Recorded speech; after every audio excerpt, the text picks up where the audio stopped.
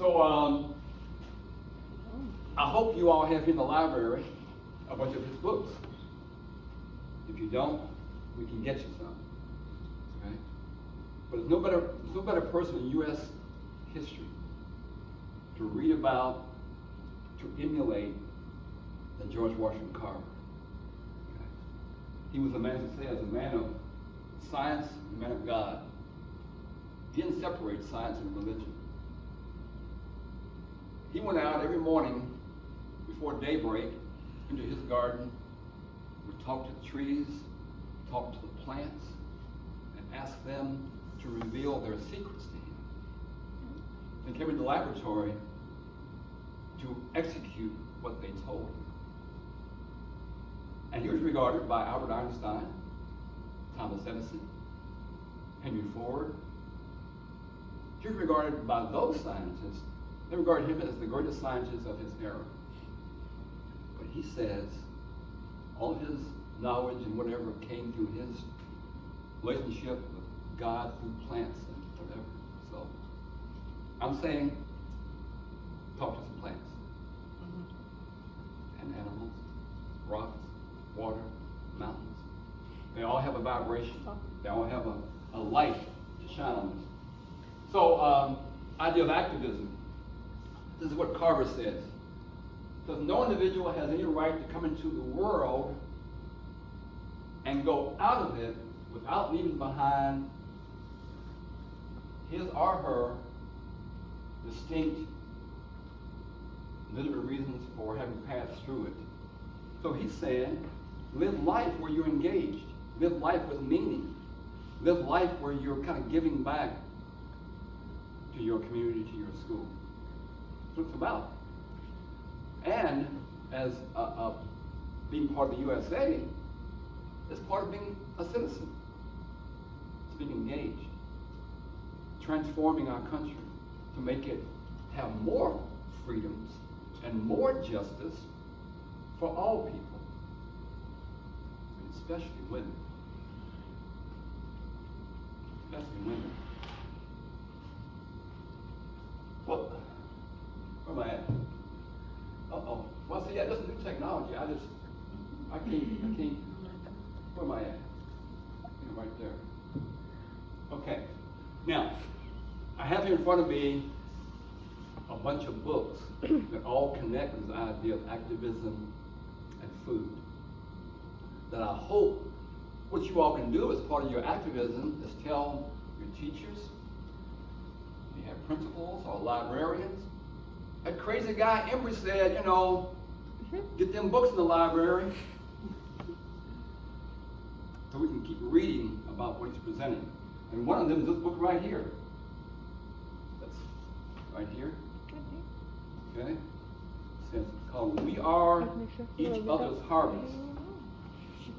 These two are friends of mine. They're not twins, they're sisters.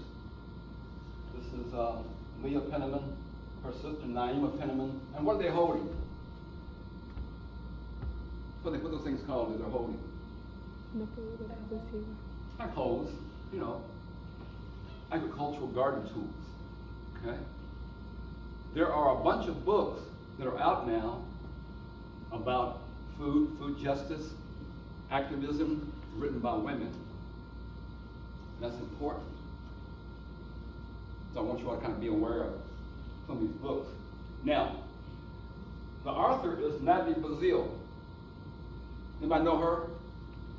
Anybody ever heard of her? Anybody ever heard of the book of the TV series called Queen Sugar? Mm-hmm. I just heard about it today. You heard about it? Something in one of the classes. They were like, I was watching Queen Sugar. And I was like, Okay. Okay. Well, there is a TV series on the Oprah Winfrey Channel called Queen Sugar, based upon this book right here. By who? By Natalie Bazile. So she's the author of this book, plus this new book. And I have an essay in that book as well. And I hope you all will order this book and have me come back and discuss. We're going to have an essay. It's called Ancestral Vibrations Guide Our Connection to the Land. But this is this idea of activism and the idea of staying the course and having a dream, having a vision, and sticking with it. This book, Queen Sugar, now they spent 10 years writing it. 10 years writing this book. She was determined she wanted to be a writer, wanted to be an author. She was determined. It took 10 years. Finally got it finished, and she was trying to get a publisher. They kept turning her down, saying, no, we don't want it, no, we don't want it. And she said, wow, here I've spent 10 years of my life writing this book, and I can't get a publisher. And she lives in San Francisco.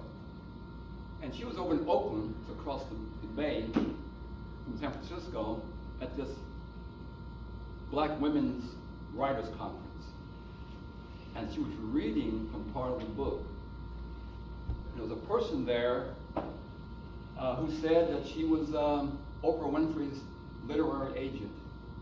And she was liking what she was hearing about the book, and she wanted to introduce Natalie to Oprah. Now, if someone came to you, what's your name, dear heart?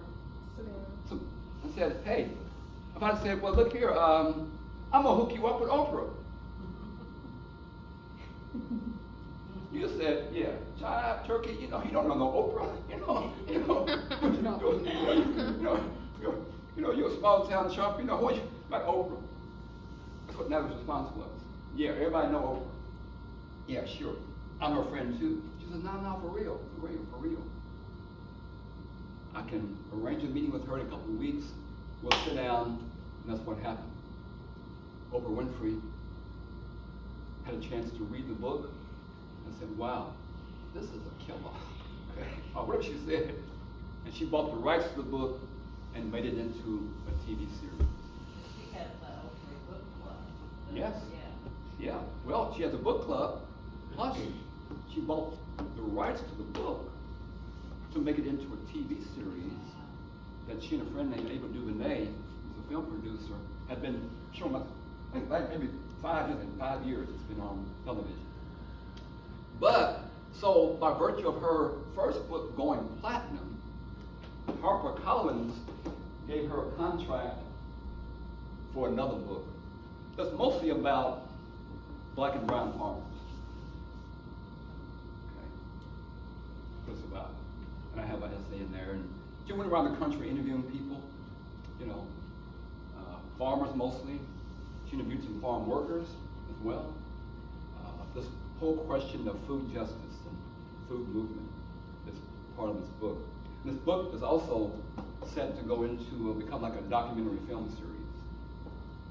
So if any of y'all are actresses and want to do some acting in a new film, let me know and I'll try to hook you up with Natalie Brazil.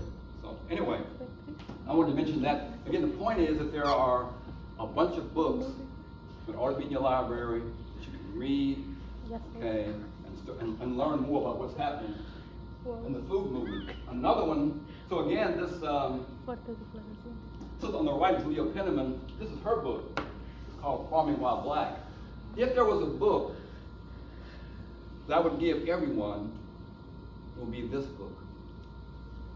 It's like a wonderful resource book about farming, and in particular about women's relationship with farming and the land, and the air, the water, the soil.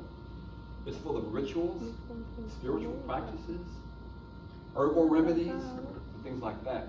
So again, Farming While Black. You all should be taking notes here, okay, demanding from your teachers to get these books in the library, okay? I'm for real, okay? I think I'm joking. Morning, dear, how are you?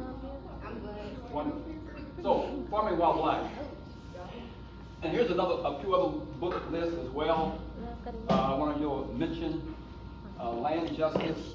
Already mentioned these two. The Color of Food.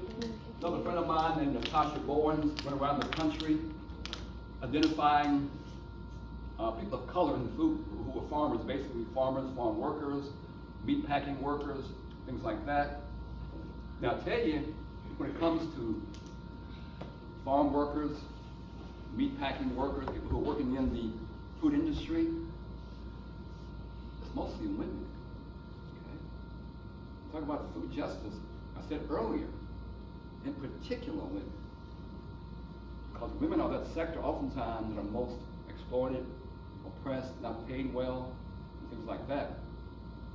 Not just being activists, it means you want to, work to design some policies that don't exploit people who are working in any industry, especially the food and agriculture industry. Okay? So these books talk about that. Like the courage is about the cooperative movement in the country. Now real quickly, I've been an activist my whole life. I began as a 10-year-old in 1959 as part of the civil rights movement. I was picketing, marching, sitting in, demonstrating at a very young age because my mother was the president of what was called CORE, which stands for the Congress of Racial Equality. So I was a young activist at a young age. So we know that within the United States, young people play an important role in all the various social movements. So the question became, would Jim talk about, activism? I said, well, hey, in every movement, civil rights movement, women's movement, disability movement, farm worker movement, all these movements have had young people who've been involved intricately. Recently, this past few years with the Black Lives Matter movement, it's been young women. Y'all know it. Y'all know it. It's been women been leading the Black Lives Matter movement. Okay? So, but also in '64, I was involved in the March on Frankfurt that Dr. King led with a number of people. I was in Frankfurt in '64. I also went to his funeral in '68. And you can't quite see me, but I was like a funeral marshal. I wore a white armband like he's wearing. I was on the side, right across the wagon that was carrying Dr. King. Oh, you was there? I was there, yeah, yeah, I was there. Sure was. You met Dr. King? Oh, I met him in '64. I met him in '64. Okay. That's you? No, that's Dr. King right there. No. I'm way back in the back. Oh, I thought you thought the guy next to him was you. Oh, no, that wasn't me. That wasn't me. That was a handsome guy, okay, right there. I'm back in the back somewhere. No, I wasn't there, but I met him for those couple of days. Then I was at the funeral as well. And this is how I looked in '68. I was at UK. I was president of the Black Student Union. That's when I had hair. And if you all want to make a contribution, okay, to me, you can give me some hair growth back in here, okay? I would love that, okay? Give me some kind of little implant. But that's how I look. Now, back in 2006, I formed this organization, Sustainable Communities Network. I've been doing a lot of things, both locally, nationally, and internationally, and one day do some work intergalactically. Oh, so you work with all those? Yes, Yeah, I need you to tell me what those This is just a few groups. But back in 2006, 2008, I took a special interest in women's programs. Okay? And I began working with, again, Family Care Center, One Parent Scholar House. Maybe when you all leave here, some of you all might go on to post-secondary, and so you might wind up staying down the road here, okay? It's right down the road at One Parent Scholar House. And That's where I'm about to be. they will pay all the way through your doctorate if you want to go that far. Yeah. They got daycare too. Oh, they got daycare, it's great. Right out of your front door. But you have to go to college. Yeah. Yes. You can stay there as long as you're. Anything post-secondary, anything, can be college, can be VCTC, can be like a beauty school, anything that's post-secondary. So, like, what if I'm going to a class for phlebotomists? For what? For phlebotomists, because you Yeah. don't Yeah, have to take classes. yeah. Anything that's post-secondary that gives you some kind of a certificate, diploma, things like that. Yeah, sure enough. They're right down the road. Okay? We will probably end up going down there. Yeah, great program. I spent time there, Greenhouse 17, which is a program for women who experience domestic violence. My mom wants Women's Hope Center. Also worked out in Winburn, and I helped form what's called the Osborne Memorial Art Garden. I'm gonna leave you all, I will give you all one book for your library. This is a New Kingland magazine, and there's a real nice article in there about the Murphy Art Garden that I helped establish back in 2006. So I'll leave it for you all to look at. And also I want to make note, at the bottom, you all don't know these folks, but you will in a minute, the Catherine Ferguson Academy. Also I helped co-write this book here, Sustainable World Source Book, back in 2008. Now, in the year 2000, I moved to Detroit, Michigan to live for about 5 years. I've been going up there since the 70s. A lot of activist work. I had to move up there, and I worked as a director of what's called the Bog Center. But every week, I had the most wonderful, divine time working at this school in Detroit. It's closed now, but it was a school for about 25 years, like the school here. It was a school for teen mothers and their children. The kids came at about a month, I think maybe a month old or so. So they had like a nursery, like a preschool up to 4 years old. So all the babies and all the moms, like here, came to this school. And the school, this is how school looked back years ago. And you see the moms in here with the babies, they were right nearby. This is the lady who was the principal, like a grandmother. And the school had a farm for the young women and the kids. It had horses, cows, sheep, goats, bees, a huge vegetable garden, fruit trees. They built their own barn. And so these young women, like you all, were also activists. Why was there a boy in it? They were wild guys? Oh, he was just, this is like a community event. A community event held at school. And they were activists talking about the idea of not privatizing schools to make them charter schools. They wanted schools to remain public. So they had like a demonstration. So the guys, were hanging out. It's like a public event. But typically, of course no guys were there. It was all ladies and their babies, of course. And back in 2008, some friends of ours in Europe came over and did a film about the school. It's called Grown in Detroit. I meant to bring one with me, but again, if you're taking notes, you can demand, activists, right? It's a Demand, movie. It's a movie. Yes. I wouldn't even watch it. I should have brought it with me.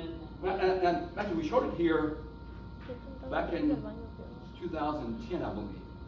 But I'll bring a copy over. What do we watch it on? What do we watch it on? It's a DVD. We can Yeah. watch it in here. Yeah, it was called Growing in Detroit. It's about this school for teen moms and their kids, but about the farm and how it helped to transform the lives of these young women. What, they used to be gangsters? No, they weren't gangsters. But it just helped them with their self-esteem. It helped them with a sense of confidence. It helped create businesses that became entrepreneurs. 10 of the women went to South Africa for a big conference in 2010 to speak to other youth around the world about urban agriculture. So one of the avenues of activism can be within what's called the urban gardening and food movement. Okay? This is a good example. So about the same time, as you remember, 2008, that's when Michelle and Barack Obama came in the White House, and one of the first things she did was do what? Put a garden at the White House. Okay? Michelle Obama, great example. And she would grow the food with the kids in nearby schools, eat it in the White House. So she was a big proponent of gardening back when she was in the White House. So I belong to a variety of movements, and one of them is called the Slow Food Movement. That's a global movement. We meet every 2 years in Italy. It's called the Terra Madre Sole de Gusto gathering. It involves about 10,000 people from all over the world. I've been 6 times. And you all, next year, if you're here next year, you should again be talking to your principals, or whatever the right terminology are, to say, hey, we want to go to Italy for Terra Madre. Because it brings about 800 youth to the event. They're not gonna take us to Italy. They might. There's a way to do it, because back in 2010, actually, there was a young man from Boston who was 15 years old. I bet probably younger than many of you who are here.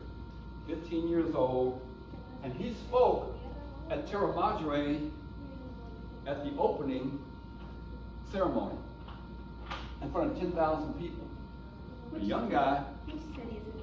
I don't remember. Which city? I don't remember. Oh, Boston. It was Sam Levin. I can send you the link. You can see his presentation on YouTube.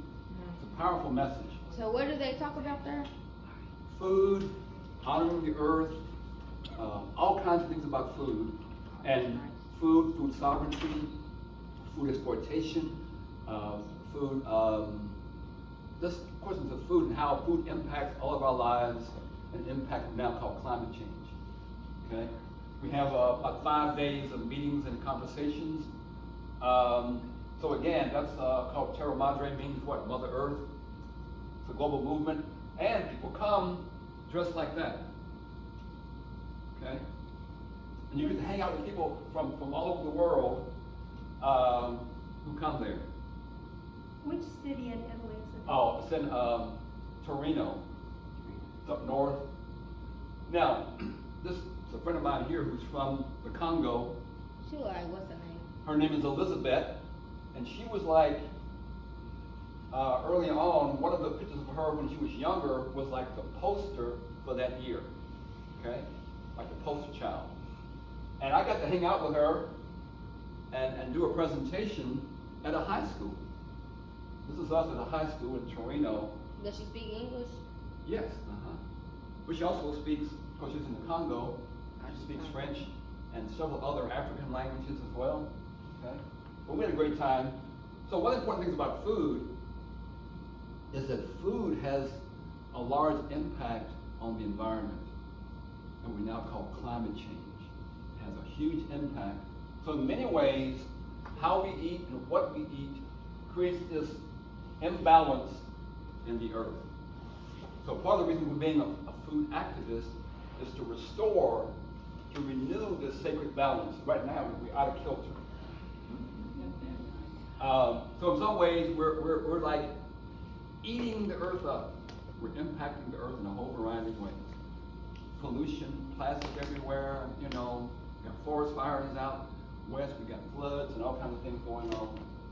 It's an important movement. So here's the idea that we need to live like there's one planet. Here's some of the principles of what that might mean. These kind of embody the activism around food. It's living like there's only one planet. Zero carbon, zero waste, local food, sustainable food, culture and heritage, equity, things like that. So it's a small world, and we all have a hand in helping care for the earth. Same way as humans, we should all be working, everyone should be working to also preserve, protect, and love women. Because why? Because we all come through women. We all come through women. So they're connected, that's my point. There's a friend of mine out in LA named Ron Finley. We talked earlier about people who are gangsters, and whether women are gangsters. He's called the gangster gardener out in South Central LA. And he believes that gardening, he says, is the most radical thing you can do. Is do gardening and reconnect with the soil. Another friend of mine named Will Allen, who's up in Milwaukee, wrote a book called The Good Food Revolution. And these are all worm bins here, and here's like, fish.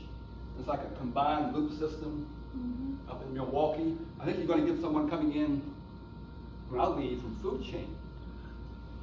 And they're going to describe to you kind of here in Lexington, a similar thing they're doing on 6th Street, where they're growing fish and veggies in a closed loop system over the food chain.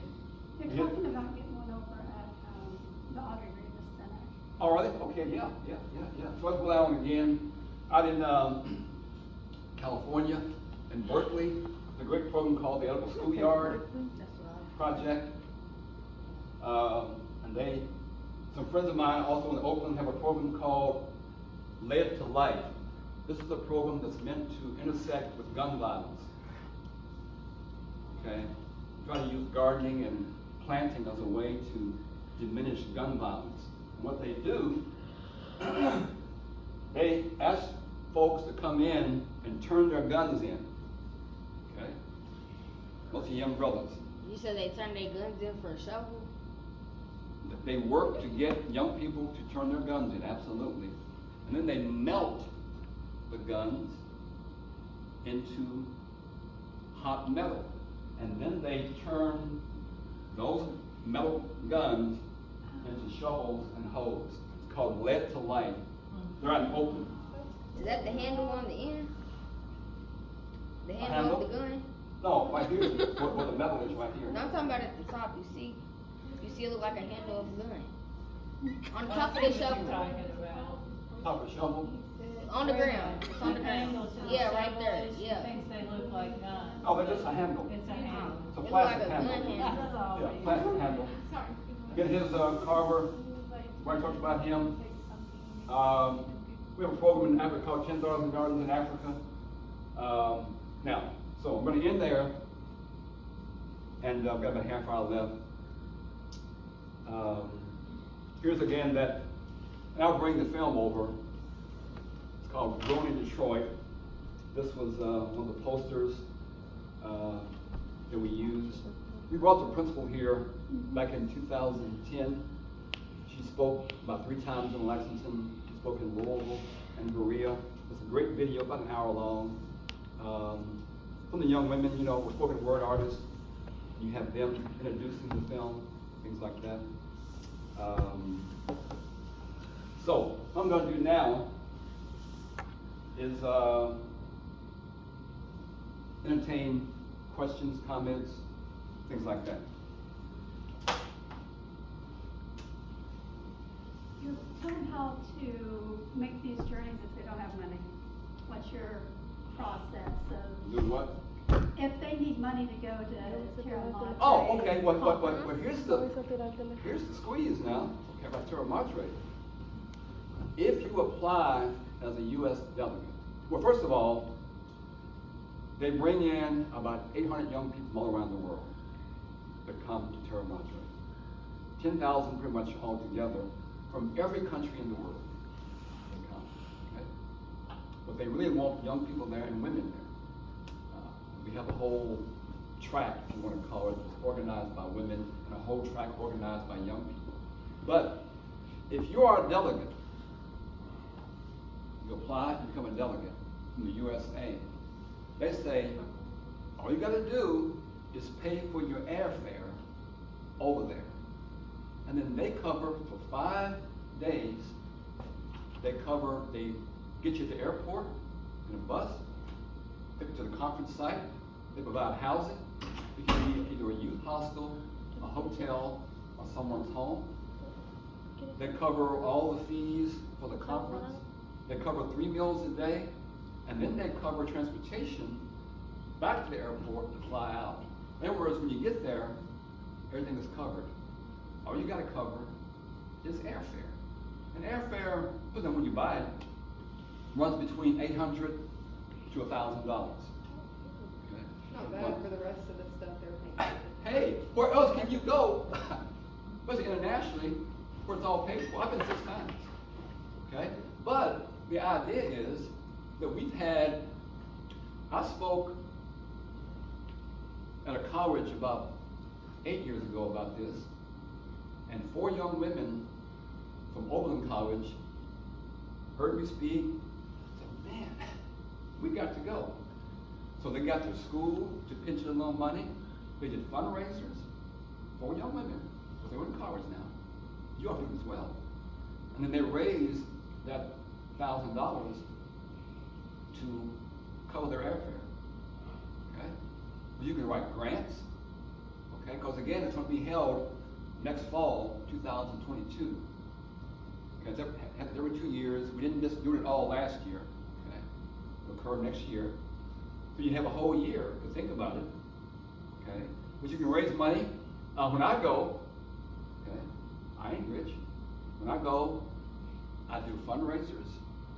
I do what they call a GoFundMe page.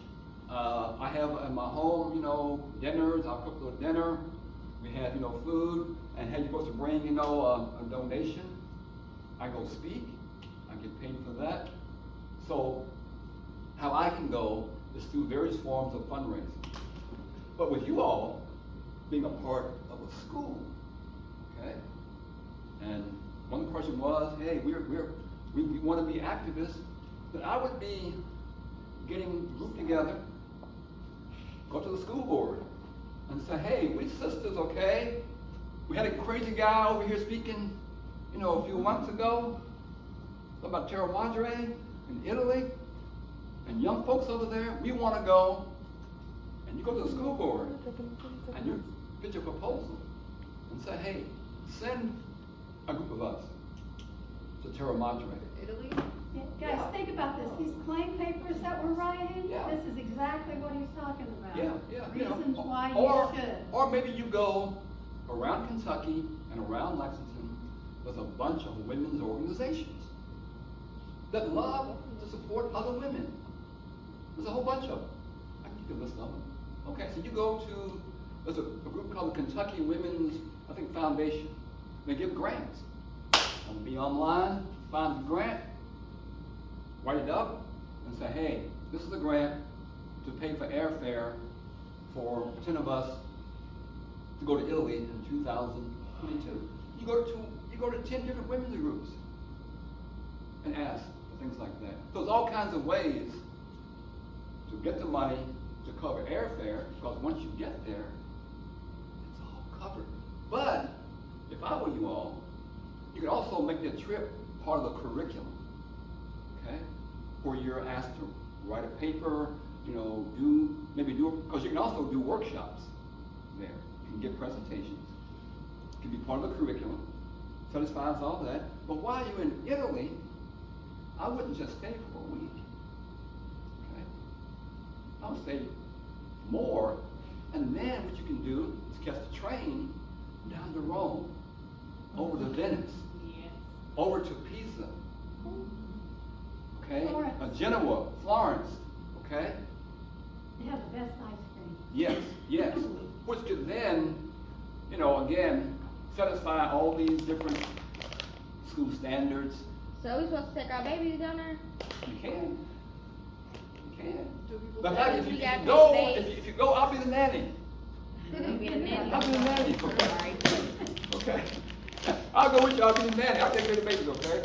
But now trust me. Now I don't have here, but there are many people who go, who take their children. I mean, small babies.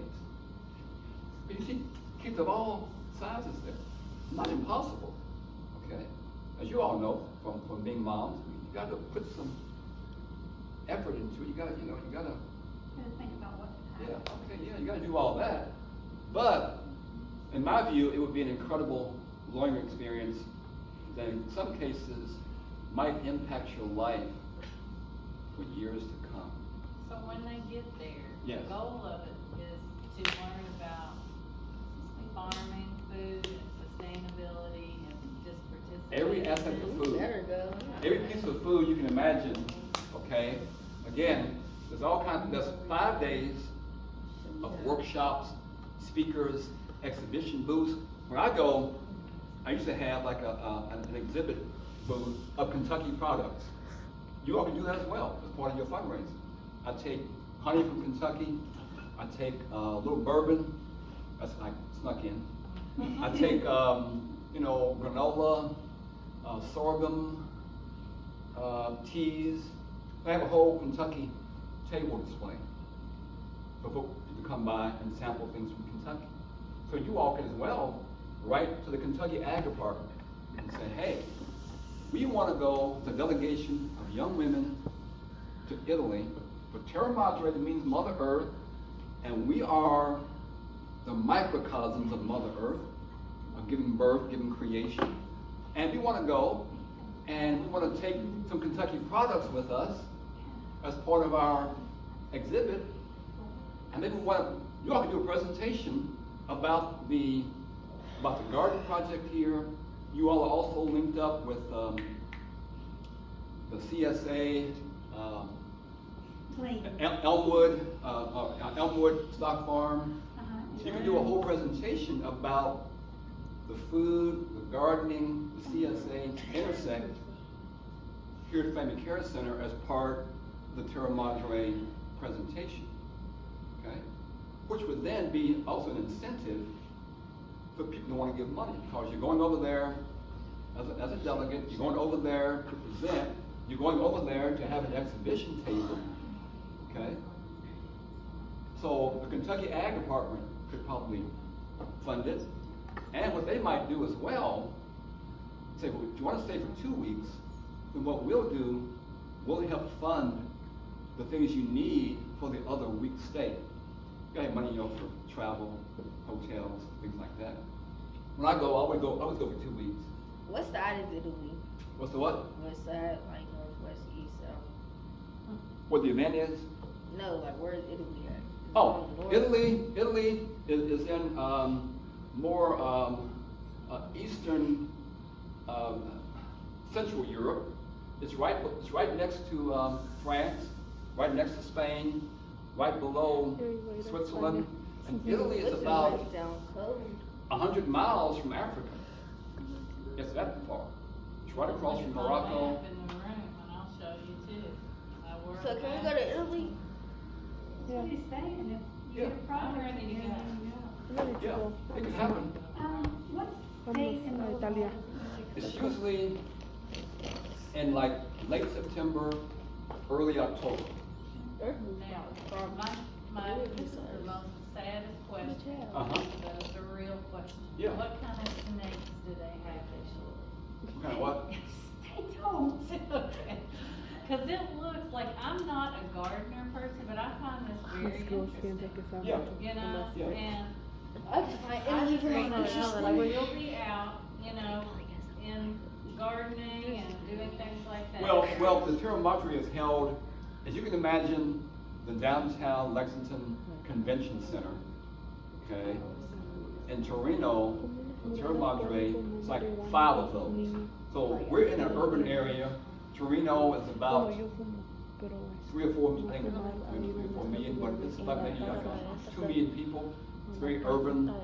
And so the Terra Madre event is held at these 5 convention They be centers. having So food it's there? more of a- Huh? They be having Italy food?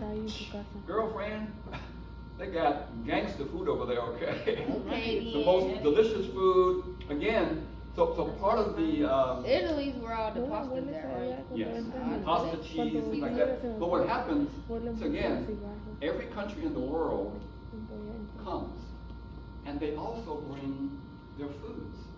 So you go into maybe a big hall, and you will have food on display to both eat and buy and admire from every country in the world. What's Kentucky known for? Chicken? Well, again, when I've gone, because what it is, if you're flying over there, from USA, it's difficult to go what's called perishable food. So I took honey in a jar, sorghum in a jar, dried teas, things like that.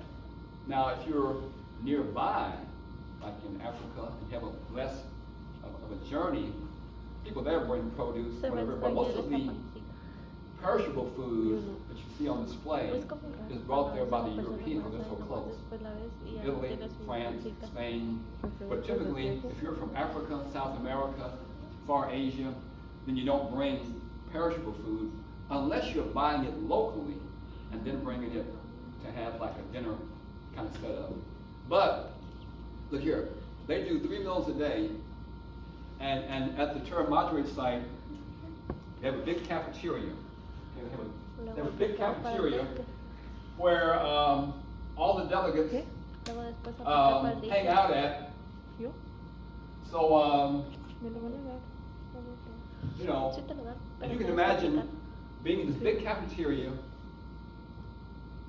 maybe 1,000, 2,000 people, and you're all sitting around with folks who are from maybe, you know, Russia or far Northern Europe, or maybe they're from South America. I think she might be Ecuadorian, okay, here. Or maybe they're from some part of Africa, or China, or Korea, or he's from Morocco. She's from India. I know most of these people got. Where's them white people from? Hmm? That he looks Swedish, right? Well, the folks here, you know, they could be, you know, from the United States, or from Europe. He is from Kazakhstan. I know him. But again, folks come from every country in the world. And it's at a They convention gonna go center, in down. Yeah. And it's. Yeah, it's every like a country in big the world. music festival. Every country. Again, this is the opening ceremony. That's the cafeteria? No, this is the like rock arena. This is like a big auditorium. Okay, where they have opening ceremony. Like being at it's like being at the Olympics. People bring in their flags. Okay, they're marching in by country. The name gets called, and you're marching in. And you know, some of you all might get chosen to be the flag bearer for the USA at the opening ceremony. So anyway, that's so yeah, it's an event where people come from all over the world. So every day you can choose to eat on site, or you can go off site into the community around the convention center and also eat. I've done what's called a homestay the last 2 years. It's been incredible to do a homestay. You all might choose to stay maybe in the youth hospital with other young folks from around the world. You can interact with. It's an incredible experience. Do you gotta be with the youth if you a youth? Hmm? You gotta be with the youth if you a youth? No, I'm saying you have 3 choices of where to stay. You can stay at a youth hostel if you want to, at a hotel, or a homestay. I've done the hotel the first 4 times, did the homestay the last 2 times. Is the homestay like you stay with like a family Yes, that's yes, and it's incredible. So kind of like whenever military people would come and stay in this house. Yeah, because you get to be immersed in the local culture. I mean, really close to the local culture. Because my homestay, again, allowed me to do this high school presentation because the woman I did the homestay with, her husband, but the woman was a teacher. And she said, Jim, while you're here, you know, and can you come talk to my school? I said, sure. So what we had, so these 2 folks here were our interpreters. When was this? When was this picture? When? Yeah, when was this picture taken? That was about 2010. I'm sorry, 2012. Yeah, you got a lot of her then. But these 2 folks here were our interpreters because we spoke to a class in Torino of students who were Italian. Many of them didn't know English or couldn't understand English. So these 2 folks, she would interpret for Elizabeth, and he would interpret for me when we were talking. Okay? But it came because I was doing the homestay. That's why it happened. You was doing the homestay with that lady right there? No. The person that was doing the homestay isn't even in the image. These are just the 2 speakers. She and I were the speakers. And these young folks were the high school students. Okay? But the couple had, it was a husband and wife and 2 kids, a boy and a girl. And they were both like college age. But it was great. It was great. And even if you can't go, say, to Italy, there are other conferences and there are other meetings that I go to a lot that you all can go to. Matter of fact, back around 2012, when we did this here at Family Care Center called Plant to Plate. We had about six-week series, bringing chefs in, we were cooking food, talking about nutrition, gardening, it was all kind of combined, called Plant to Plate. If you go online and do a Google search, you'll find it in the newspaper with pictures and an article. What we also did in 2012, we had what's called the Bluegrass Local Food Summit that year, and we had about 4 or 5 young women from here that came to the food summit for the luncheon, and we gave them, they could speak about Family Care Center, things that go on here, whatever, was part of that. So again, you all could also go to other gatherings as well. So any other questions? We're going to Italy. There you go. I would sure do it. We Lexington are. doesn't really have a food fair. Like, I've been to their big food fair out in Denver that they have. Slow Food Nations, I have organized that. But that would be something we should do. Yeah. But go to Italy. I don't have No, just like, we don't even have, like, some cities have these big food fairs where you can go and try lots of different local foods. Right. Yeah, we do, every year, as you mentioned, we used to do what's called Slow Food Nations in Denver, sponsored by Slow Food USA. And I was one of the organizers of that, but because of COVID, we haven't had it the last 2 years. And we'll probably have it again maybe next summer, if all goes well. But yeah, I mean, there are all types of food conferences. I mentioned, Leah Penniman and her book, Farming While Black, different New York State. They do events up at their farm called Soulfire Farm. I was in Tennessee 2 years ago with former Vice President Al Gore, presenting what was called Climate Underground Conference, which was about this intersect of agriculture and climate change down near Nashville. So you could do things, even within the region. But again, I would recommend maybe doing a kind of a presentation about just various ways that food and ag intersect Family Care Center, some of the history. So it's going to mean maybe going back and revisiting what we did here years ago called Plant to Plate.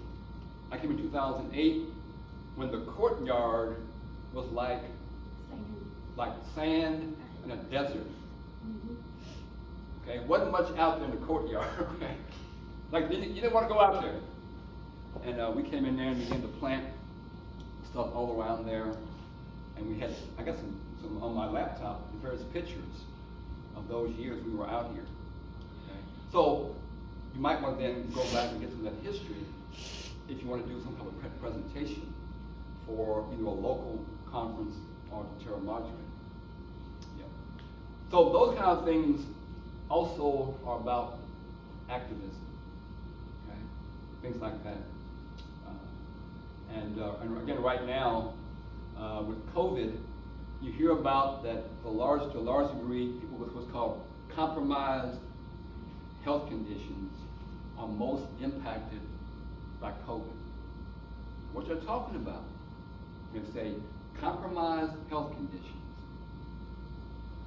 80% of those conditions are all food related. Diabetes, heart disease, obesity, and so forth. Okay? So as young moms, the body in my view is like a temple. It's God's gift to each of us. I respect churches, synagogues, mosques as being sacred places. But those are all things that humans have made. But the body, in my view, is the first temple where you want to honor it by bringing in the best of stuff, the best of water, the best of air, the best of food. So you can be healthy your whole life and feel good every day. I was fortunate back in the 70s. If you haven't been, there's South and Drive, there's a place called the Good Foods Co-op. Field trip, too. Okay. I love it there. Okay. All the candles and stuff. Well, I was a founding member of Good Foods in 1972. And we were founded upon 3 principles: local food, healthy food, and organic food. I was a founding member, it's still going strong. But I was blessed to have helped do things like that that got me on this road of making what I call good food choices. Okay? Good food choices. So you're talking about making decisions that can impact not only your life, the life of your babies. Okay? We didn't know about food choices. In that book I mentioned, Farming While Black is a wonderful resource for things like that. This book here that I helped co-write, another great resource about food choices. And another film you should have in your library is called Dirt, the movie Dirt. You should watch this before the year is out. It talks about, let me ask you this. Human beings, are us, what are we made of? What are the primary constituents of a human body? What? Heart, mind, and soul. What else? What are the primary constituents of our bodies? Well, one thing is air, right? We can't go very long without breathing air, right? And oxygen is what makes everything work. Oxygen. So air. What about water? How important is water? Is water important? Our bodies are 2/3 water, like the earth is 2/3 water. Where's our water come from here in Lexington? What's the source of our water in Lexington? Kentucky River. Kentucky River, right? Okay. I thought that was a joke. I didn't No, think we were no, really. where it comes from? So we got Can I air, go blow my nose? we got water, and then dirt, right? We made from dirt, aren't we? Are you made from dirt? You made from dirt? It's like the cosmos, right? What? The cosmos. Well, yeah, well, that's a book I got here about the cosmos.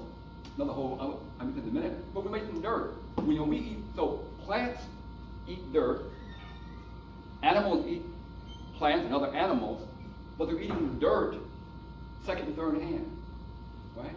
So we're made from air, water, sunlight, and dirt. This video talks about the sacredness of dirt. Our bones are made from what minerals? What are our bones made from? Calcium plus 23 other trace minerals make up bones. So we're eating dirt. When you go out and get a plant, the plant has roots that go in the ground, absorb minerals, it absorbs sunlight and water, and then you get a red tomato or a squash or a melon. But it all comes from the minerals in the dirt. I've heard before that we're made up of the very same things planet Earth is made of. Well, exactly. Yeah, exactly. All the elements. Yeah. We're just a microcosm of the earth. That's what we are. But we're also a microcosm of the cosmos. You know, if you go online, I got a website, I have a YouTube channel, I've got a Facebook page, I've got articles, that I've written all over. And when I do my bio, I don't give my name or where I'm from. I say that I'm stardust condensed in human form. That's what we are when you talk about the cosmos. We're simply stardust. So we're all divine lights. And our work is to bring light in and send light out. This book here is written by another woman, a friend of mine. It's about the cosmos, and she's like a astrophysicist, but she also talks about the sexism within the sciences within this book. Because you think about scientists, you think mostly about men, because there are some things that have been done over the years to not allow women this complete open door in all the various sciences. So this book ought to be in your library, and I've given you about 10 books here, okay? Hope you all are write them down, get the library, get them in here, okay? This is a really great book talking about the idea of the larger cosmos, as well as the idea of the intersect of women and sexism. So I have an article on a website along with her. I talk about cosmos and composting. You say, wait a minute, what got to do with composting? Yeah. Make those connections, because it's all interconnected. So again, get move the dirt in the library. The other one's called Wings of Life. Okay. That's about pollinators, because half of our food requires pollination. And right now we have a huge decline in pollinators, okay? A big decline in pollinators. This is a Disney film, and the video, you know how Disney does stuff. The videography is incredible. Now, I tell you what, I'm gonna tell one more story, now I gotta go. But bats are pollinators. Y'all know that? Bats are pollinators. And in this movie here, it describes, so over in northern Mexico, okay, there's an area where these bats live in caves in northern Mexico. And what they do, they fly over, okay, to the desert in southern United States where there's some cacti, okay?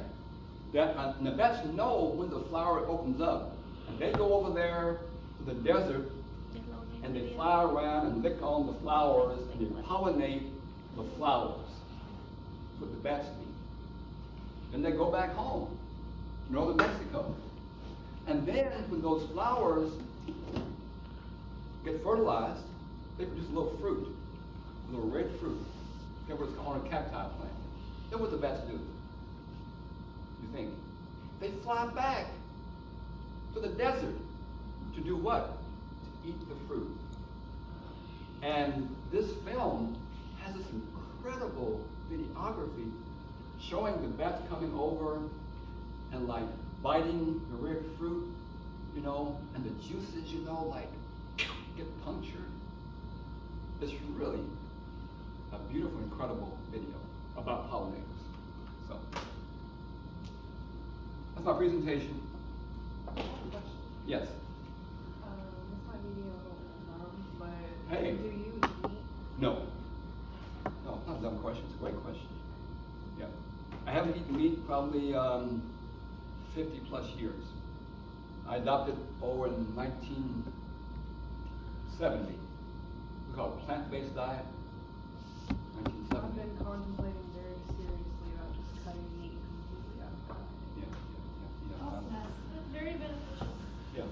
I don't know, I just keep getting grossed out. I feel like I'm eating a human every time I Yeah, touch yeah, meat. yeah, It yeah. just grossed me out Yeah. lately. Well, Or again, eating a person.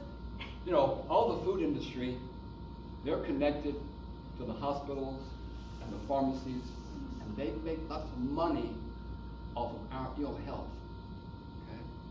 They make money off of how unhealthy we are.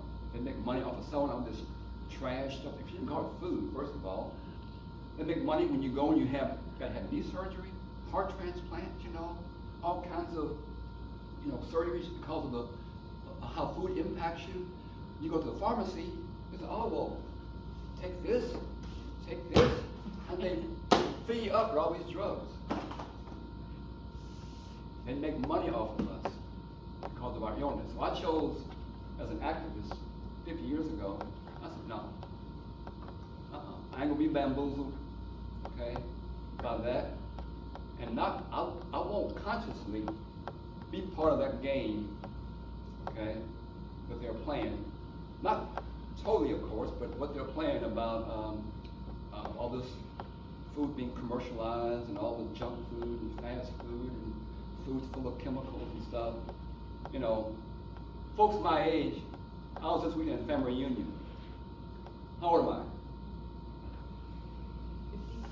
How old am I? 52? Close. How old am I? 54. 60? How old am I? 58? 50, 60. 72. Oh my god. You're older than Dr. Deadly. I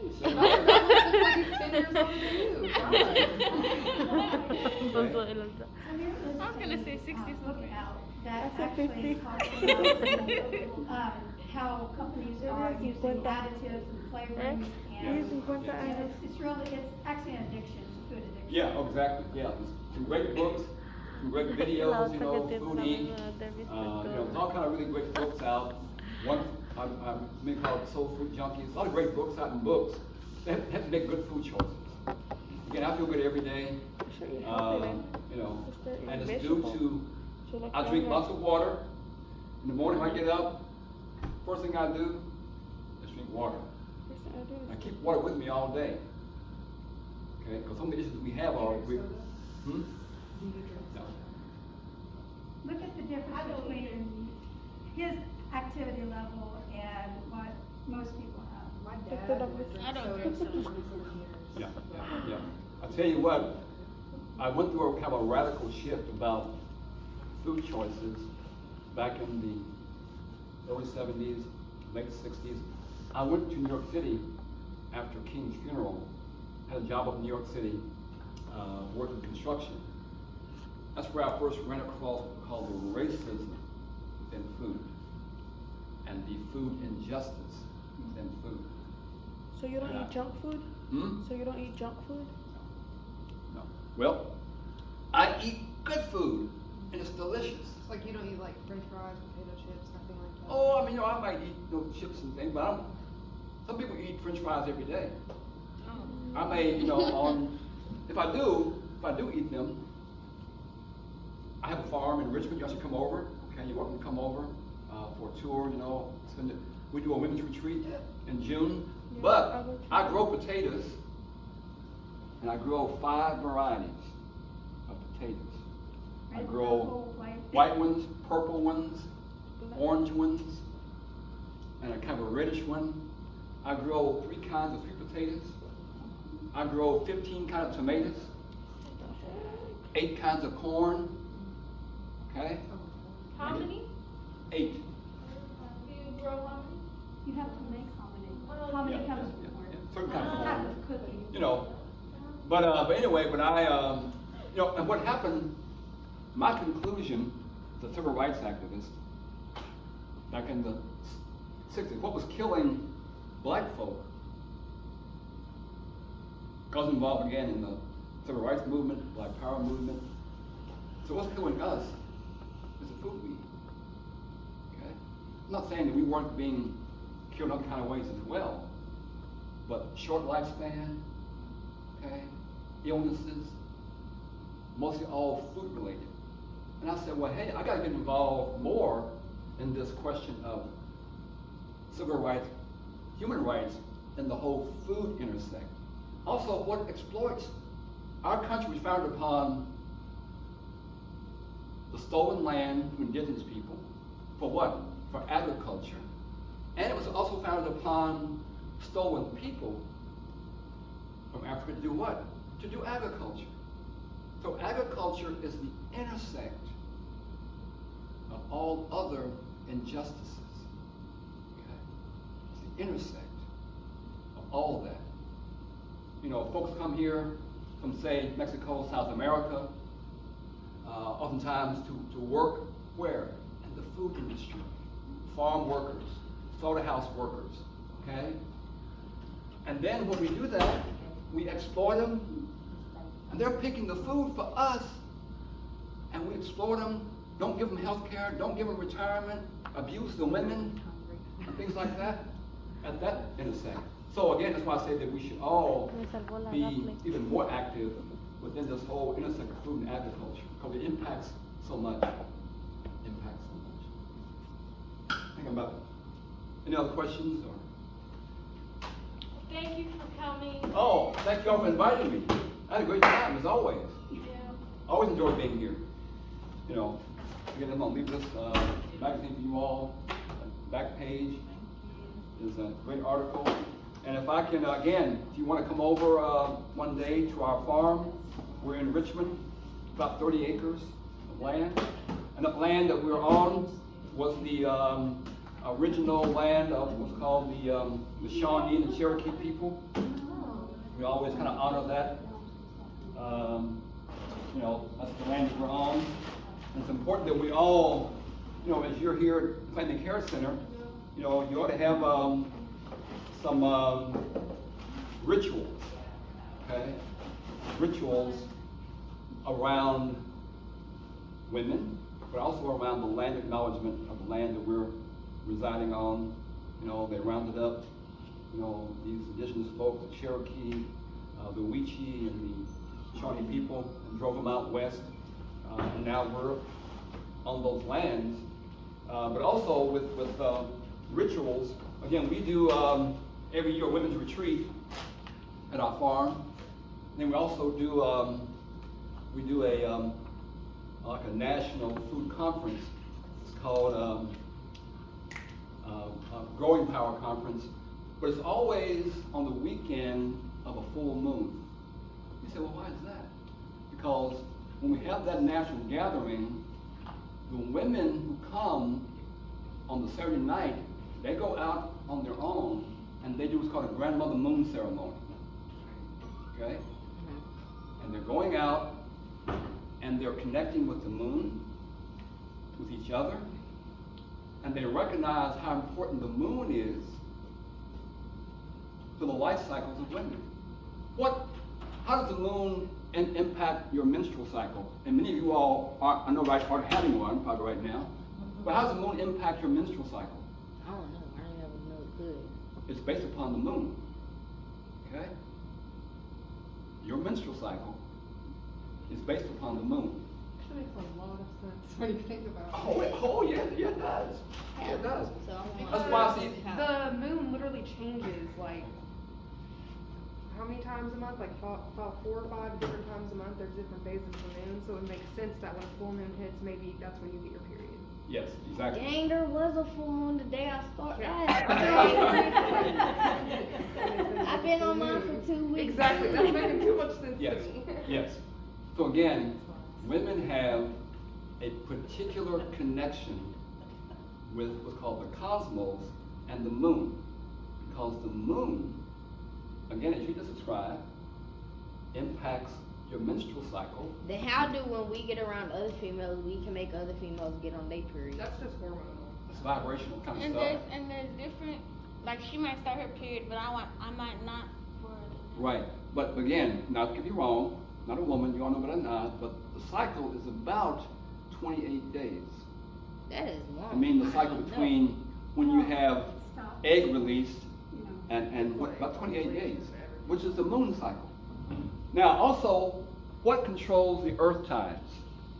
The moon? The moon. So the moon impacts the whole earth. And each of us, but especially women, impacts men as well. You ever hear a teacher, like in middle school, would say it's a full moon because all the kids are just hopping? Yes. Everything Yes, goes yeah. kind of wild. Bouncing I off the be walls. saying that too. Bouncing off the wall. Yeah, literally. Well, thank you all so much for bearing with me. Hope I was able to cover the topics. This whole question of, again, wanting to be an activist, and we're all activists. Every food choice we make is part of being an activist. But you can make food choices that perpetuate exploitation, perpetuate illnesses and disease, or you can make a choice that counters exploitation, that provides better health for you and those around you. But you're making a choice, so you're in the movement. We're in the movement. The choices we make, we're in the movement. Okay, so that's what's happening. Again, come to the farm. If not, I'll see you all in Torino. They do have community gardens. Yeah. I helped start about 40 of them in Lexington. Helped start some in Cardinal Valley, Gainesway, Winburn, Marlboro, Radcliffe, East End, Georgetown Street. I helped start all the gardens in the schools. I helped begin those way back in 2008. Matter of fact, Locust Trace Ag Science Center was based upon the Catherine Ferguson Academy. I brought the principal here in 2008, and we met at that time with the school superintendent named Stu Silverman, and we were trying to get him to adopt an idea of having a high school based upon agriculture. And he thought, man, we're into technology, we're into STEM stuff, you know, we're not a ag, you know, school. I said, I'm telling you, we should be doing something, providing young people experience to do agricultural science. Now they have it. It was based upon, in my view, or inspired by the School for Teen Mothers in Detroit. Now we'll bring over on next trip this side of town, that video about the school. It's an incredible video.